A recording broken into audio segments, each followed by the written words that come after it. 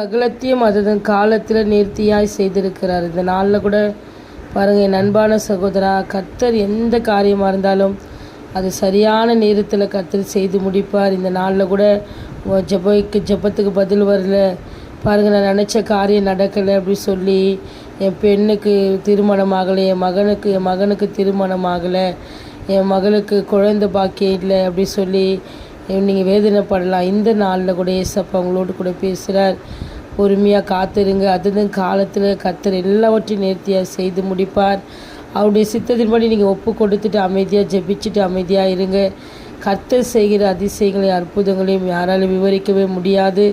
அவர் சகலத்தையும் அது காலத்தில் நேர்த்தியாக செய்கிற தகப்பன்.